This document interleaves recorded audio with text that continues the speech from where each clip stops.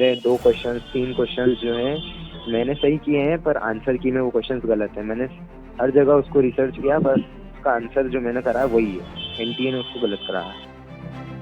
दोस्तों सीयूईटी की final answer की रिलीज हो गई और तब से ही बच्चे बहुत परेशान हैं। वो मुझे मेल कर रहे हैं, मैसेज कर रहे हैं, कमेंट्स कर रहे हैं कि सर हमारे लिए आवाज उठाइए। तो आज ये वीडियो मैं बना रहा हूं बच्चों का पक्ष रखने के लिए। ये वीडियो एनटीए के लिए है और जितने भी यूनिवर्सिटीज के डीन हैं, चांसलर्स हैं, आपके लिए है कि भाई आप समझें कि बच्चा इस वक्त क्या महसूस कर रहा है और वो जो सो कॉल्ड नेशनल लेवल का हमारा एंट्रेंस एग्जाम है उसको कैसे कंडक्ट कराया गया है वो आप खुद देखिए, ईमानदारी से देखिए और बताइए कि कमी किसकी है, गलती किसकी है। हुआ क्या था कि बच्चों को ना सबसे बड़ी जो समस्या आई वो रिस्पांस शीट में आई। ये रिस्पांस शीट क्या है मैं बताता हूं आपको। भाई ये जो सीयूटी का एग्जाम था, जो कॉलेज में एडमिशन लेने के लिए एग्जाम था, नेशनल लेवल पे एंट्रेंस एग्जाम कंडक्ट कराया गया। जैसे तैसे तो एग्जाम हुआ क्योंकि उसमें भी मैनेजमेंट का प्रॉब्लम था, एग्जाम शुरू में ही पोस्टपोन हो गया था, सेंटर पे बच्चों के कंप्यूटर नहीं चल रहे थे, दूर दूर सेंटर डल गए थे, ये बच्चों ने समस्या फेस करी। समहाउ एग्जाम कंडक्ट हुआ। उसके बाद बच्चों को एक प्रोविजनल आंसर की दी गई, यानी सजेस्टेड आंसर आप समझ सकते हैं। साथ में वो जो उन्होंने अपने वहां आंसर सबमिट किए थे कंप्यूटर बेस्ड टेस्ट के अंदर, वहां उसे रिस्पांस शीट के नाम से बच्चों के सामने रिलीज किया गया कि ये आपके आंसर थे और ये इसके सही आंसर थे, दोनों मिला लो।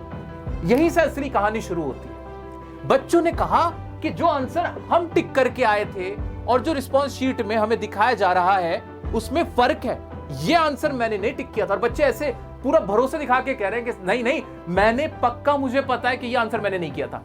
और ऐसा पहली बार मैं भी सुन रहा हूं, ऐसा कभी नहीं सुनते हम। और एक बच्चा कह रहा होता समझ में आता, 2 बच्चे कह रहे होते समझ में आता, हजारों बच्चे ऐसे जाके आप वीडियो मेरा देखिए, कमेंट्स में सेक्शन देखिए, हजारों कमेंट्स इसी नाम के हैं कि हाँ मेरे साथ भी ऐसा हुआ है, मेरे साथ भी गड़बड़ हुई है कि मैंने आंसर कुछ और लिखा था और यहां रिस्पांस शीट के अंदर जो मुझे दिखाया जा रहा है कि ये मैंने आंसर किया था वो मेरा आंसर नहीं है भाई, ये किसी और तरीके से आंसर यहां पे आया है। अब हुआ क्या है, क्या गड़बड़ हुई है, किसके पार्ट पे गड़बड़ हुई है, ये किसी को नहीं पता, किसी को कुछ समझ में नहीं आ रहा। हो सकता है ये कोई टेक्निकल ग्लिच हो सकता है ग्लिच हो, सबमिशन के टाइम का कोई ग्लिच हो, कोई सॉफ्टवेयर का ग्लिच हो, लेकिन ये जिम्मेदारी किसकी है? ये बच्चे की तो कोई जिम्मेदारी नहीं है। NTA is only responsible for this, right? हाँ, आप ये एग्जाम कंडक्ट करा रहे हो। रिस्पॉन्स शीट से कहानी सबसे ज्यादा खराब हुई, यहां बच्चे सेटिस्फाई नहीं थे। और जब बच्चा ही सेटिस्फाई नहीं होता ना तो सवाल खड़े होते हैं जो भी इंस्टीट्यूट होती है उसकी साख पे कि भाई कैसे एग्जाम कंडक्ट करा रहे हो, बच्चा आपके साथ सेटिस्फाई नहीं है और जो पहले आपका पास्ट है वो भी इतना खराब रह चुका है। क्यों? दूसरा एक सबसे बड़ी जो हरकत हुई वो हो रही थी आउट ऑफ सिलेबस वाली। ये एक और नई चीज जो बच्चों ने फेस की, क्या कि जो कहा गया कि एग्जाम में आपसे पूछा जाएगा एंट्रेंस एग्जाम में, वो ना पूछ के कुछ और ही पूछ लिया गया। उसके लिए अकाउंट्स का पेपर दोबारा लिया गया, दोबारा अकाउंट्स का पेपर रिकंडक्ट कराया गया, उसके लिए अलग रूल्स बनाए गए, दोबारा बच्चा पेपर दे रहा है। क्या कर रहे हो बच्चे के साथ? तीसरा, यही समस्या फिजिकल एजुकेशन के पेपर में आई।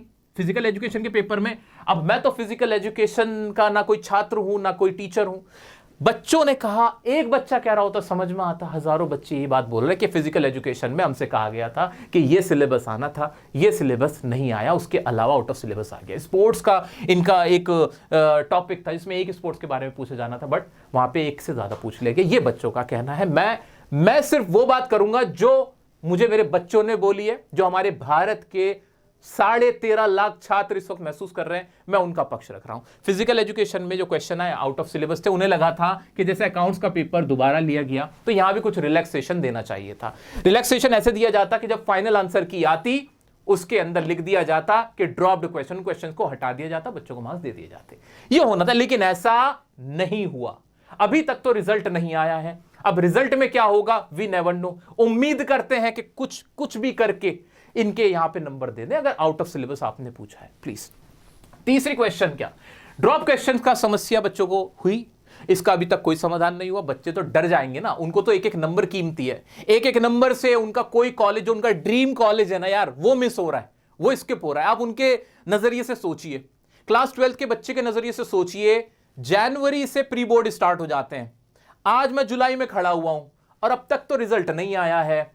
बच्चे को कैसा लग रहा है? वो पहले प्री बोर्ड दे रहा था, फिर बोर्ड दे रहा था, फिर सीयूटी की तैयारी कर रहा था, सीयूटी पोस्टपोन हुआ, फिर सीयूटी हुआ, होता गया और आज वो खड़ा हुआ है। अब तक उसे ये नहीं पता कि मैं किस कॉलेज में पढ़ रहा हूं। 6-7 महीने का सर्दियों से गर्मियों में आ गया वो, और वो सारा स्ट्रेस झेल रहा है। सो हमें स्ट्रेस मैनेजमेंट करना होगा। ये जो एग्जाम की डेट्स हैं, ये जो प्रोसीजर है, इसको सिंप्लीफाई करना होगा और करना ही है हमें, आपको करना पड़ेगा। ध्यान से सुनिए, ध्यान से सुनिए, ये आपके लिए वीडियो है, ये एनटीए के लिए है, मिनिस्ट्री ऑफ एजुकेशन के लिए है। हम किसी के लिए अलग से कुछ नहीं मांग रहे, सिर्फ सिस्टम को रोबस्ट बनाने की बात चल रही है और कुछ नहीं। इसमें कोई ईगो क्लैश नहीं है। आगे बात, चैलेंज क्वेश्चन। बहुत सारे बच्चे ऐसे हैं, बहुत सारे बच्चे जो कह रहे हैं कि हमने कुछ क्वेश्चंस को चैलेंज किया 200 रुपए पर क्वेश्चन देके। पैसा हर जगह चाहिए भाई, पैसा बच्चों से निकलवाया जाता है कि आप खर्चो पैसा। 200 रुपए बहुत ज्यादा है, पहले भी बोल चुका हूं, 200 रुपए ज्यादा है। चैलेंज किया गया, उन्होंने कहा, बच्चों ने कहा कि जो मैंने क्वेश्चन चैलेंज किए थे मैं उसे प्रूव कर सकता हूं। आप गूगल देख लीजिए, चैट जीपीटी देख लीजिए, कहीं से भी देख लीजिए, टीचर से कंफर्म कर लीजिए, वो आंसर सही है, लेकिन मेरे आंसर सही नहीं किए गए। बच्चे को ऐसा क्यों महसूस हो रहा है? एनटीए से सवाल है, ऐसा क्यों हुआ? क्या आपके एक्सपर्ट्स में प्रॉब्लम है? क्या एक्सपर्ट्स ने गलती की हुई है? ऐसा क्यों हो रहा है? मुझे भी नहीं पता, मैं नहीं जानता ऐसा क्यों हुआ है। तीसरी बात, आखिरी बात, नॉर्मलाइजेशन। अब कहा जा रहा है कि नॉर्मलाइजेशन हो जाएगा। अगर कहीं नॉर्मलाइजेशन हुआ तो उस पे बच्चों का नुकसान ज्यादा है, फायदा कम है। उसमें क्या होगा, जिन बच्चों के मार्क्स मिल भी रहे होंगे उनके भी डिडक्ट हो जाएंगे। बच्चे इससे भी डरे हुए हैं कि भाई नॉर्मलाइजेशन ना कर दें, नॉर्मलाइजेशन का क्या इफेक्ट होगा, क्या उनके मार्क्स बढ़ेंगे, क्या घटेंगे, वी नेवर नो, क्योंकि एनटीए की तरफ से तो कोई भी ऑफिशियल नोटिफिकेशन नहीं आया है। ये सब हवा हवा में बातें हैं कि अगर फिजिकल एजुकेशन के पेपर को लेके या किसी और पेपर के बिहाफ पे नॉर्मलाइजेशन किया गया तो उसमें क्या हमारे ऊपर उसका इंपैक्ट आएगा, वी नेवर नो। उम्मीद करता हूं, अभी तक तो रिजल्ट नहीं आया है। प्लीज ये वीडियो जितना शेयर कर सकते हो उतना शेयर करना, ताकि ये उनके कानों तक जाए जो ऑफिशियल्स हैं, जो जिनके ऊपर जिम्मेदारी है, और वो जब रिजल्ट फाइनल करें तो प्लीज कुछ अभी के लिए ठीक कर दें यार, अभी के लिए ठीक कर दें। और मैं चाहता हूं जितने भी बच्चों के साथ ये प्रॉब्लम्स आई हैं, समस्याएं आई हैं कि रिस्पॉन्स शीट में आंसर गलत थे, ड्रॉप्ड क्वेश्चंस का प्रॉब्लम था कि क्वेश्चन ड्रॉप नहीं हुआ, आउट ऑफ सिलेबस क्वेश्चन थे, या फिर जो क्वेश्चन उन्होंने चैलेंज किए थे दे आर 100% श्योर कि उनके आंसर करेक्ट हैं और फिर भी उनकी मांग नहीं सुनी गई, वो सब इस कमेंट में विद पूरी डिटेल, विद फुल डिटेल। डरो मत तुम, तुम्हारे एक के साथ भी कोई गड़बड़ी नहीं होगी अगर तुम ईमानदार हो, तुम जेन्युइन हो। बहुत सारे बच्चे मुझसे कह रहे सर मेरा नाम मत लेना, डर लग रहा है, मेरे साथ कुछ गड़बड़ ना हो जाए, कहीं मैं ना फंस जाऊं। क्यों डर रहे हो तुम? डरने की कोई बात नहीं, तुमने कुछ गलत नहीं किया। अगर तुम्हें लगता है तुम्हारे साथ गलत हुआ है, सबसे पहला काम एनटीए को मेल लिखिए, एनटीए को कॉल नंबर, उनका जो कस्टमर सर्विस है वहां उनको कांटेक्ट कीजिए, कस्टमर केयर पे। वहां से कोई रिस्पॉन्स नहीं आता तो यहां मुझे कमेंट में लिख के बताओ। अपने हक से पीछे मत हटो, दिस इज योर राइट। मैं तुम लोगों के लिए यहां खड़ा हूं, किसी और के लिए नहीं, सिर्फ तुम लोगों के लिए। और अब से नहीं खड़ा हूं, जब से मैंने समस्याएं सुनी कानपुर वाले इंसिडेंट से लेकर आज तक मैं यहां खड़ा हूं कि नहीं, एक भी बच्चा ऐसा नहीं होना चाहिए जिसे लगे कि हमारे ही देश के अंदर हमारी ही जो एजेंसियां हैं वो कुछ गड़बड़ कर रही हैं। ऐसा नहीं हो सकता। उनके साथ कुछ भी गड़बड़ हो रही है, हम उन्हें ठीक करेंगे, हम उन्हें बताएंगे कि सर आपने गलत किया है, देखो बच्चे परेशान है, इसको ठीक करो। और मैं आज भी कह रहा हूं, सबसे पहला काम हमारा यह होना चाहिए कि इस बार को जो पेपर हुआ उसमें गड़बड़ी हुई है, प्लीज एक्सेप्ट इट। इसमें गड़बड़ हुई है, अगर आप भी सच्चे दिल से अगर बात करेंगे तो एनटीए वाले जानते हैं, उन्हें पता है कि हाँ भाई गड़बड़ तो हुई है, ग्लिचेस तो हुए हैं। और अगर आप ऐसा मानते हैं तो प्लीज रिलैक्सेशन दीजिए। बच्चों को इस बार के एडमिशन प्रोसेस में रिलैक्सेशन मिलना चाहिए। सिर्फ सीयूईटी को सोल क्राइटेरियन नहीं मानना चाहिए, बल्कि उनकी क्लास 12th की जो मार्कशीट है, जो उनके वो नंबर जो आए हैं, जो स्कोर किए उन्होंने, उसको भी आधार बनाइए प्लीज। ये मेरी आप सभी से रिक्वेस्ट है। ये हम किसी एक के लिए नहीं कर रहे हैं, हम अपने सभी बच्चों के लिए, पूरे भारतवर्ष के बच्चों के लिए काम किया जाएगा, जिसमें आपसे भी लोगों को लगेगा कि हाँ एनटीए को भी और हमारे देश की जितनी भी इंस्टीट्यूशंस हैं उन्हें बच्चों से एक लगाव है, वो भी बच्चों का भला चाहते हैं। इतने सारे बच्चे, अभी देखना, अभी मैंने ये वीडियो यहां पे बनाया, नीचे आप कमेंट सेक्शन चेक कर लेना। सबसे बड़ा सबूत यही है कि बच्चे आते हैं और कहते हैं देखो मेरे साथ ये हुआ है। वो पूरी डिटेल दे देते हैं, एप्लीकेशन नंबर अपना बता देते हैं, वो सब क्वेश्चन नंबर बताते हैं, यहाँ गड़बड़ हुई, यहाँ गलत हुआ, यहाँ गलत हुआ। हर जगह बच्चा जाके यही शिकायत कर रहा है। तो इस शिकायत को खत्म करने का सबसे अच्छा तरीका यह है, बच्चों को रिलैक्सेशन मिलना चाहिए, बिल्कुल मिलना चाहिए। ये मेरी आप सबसे रिक्वेस्ट है। मैं चाहता हूं सब लोग एक साथ खड़े हों और इसके ऊपर बात करें। ये समस्याएं तो हैं, एग्जाम ऐसे तो कंडक्ट नहीं होता, ऐसे नहीं होता, ये तरीका तो नहीं होता, ये आप भी मानते हो। और अगर गलती हुई है so you have to accept it. So हमने NTA 2025 UG CUET का एग्ज़ाम दिया था एंड हमारा जब प्रोविजनल आंसर की रिलीज़ हुई तो इसमें हमारी रिस्पॉन्स शीट भी आई, बिकॉज हमारा एग्ज़ाम CVT मोड में हुआ था। एंड जब हमारी रिस्पॉन्स शीट आई तो उसमें हमारे रिस्पॉन्सेज जो हम एक्चुअली में मार्क कर आए थे वो उसमें नहीं थे। आंसर्स वर चेंज्ड एंड कुछ लोगों के 20 क्वेश्चन हुए हैं, कुछ लोगों के 4 क्वेश्चन हुए हैं, कुछ 5 क्वेश्चन हुए हैं, बट बहुत ज़्यादा मार्क्स बच्चों के कटे हैं इसकी वजह से। एंड मेरे साथ भी ये सेम चीज़ हुई है एंड हमें लगा था कि ये फाइनल आंसर की में से ठीक करेंगे, बट ऐसा कुछ नहीं हुआ। कोई भी रिस्पॉन्सेज इन लोगों ने नहीं चेंज करे हैं एंड इट्स जस्ट कि हमारे मार्क्स अनफेयरली काट लिए गए हैं। gave my CUET exams in 2025 और जब प्रोविजनल आंसर कीज आए मेरे, तो उसमें जो मेरे रिस्पॉन्स शीट थे उसमें से बहुत सारे के जो मेरे आंसर्स थे वो चेंज थे। जो मैंने आंसर मार्क करे थे उससे बिल्कुल ही डिफरेंट थे। And when I talked about this, उन्होंने बोला कि आपके आंसर्स चेंज नहीं है, आपका बस सर्वर जो डाउन है इसकी वजह से आपके 1-2 क्वेश्चंस के आंसर्स चेंज हो गए होंगे।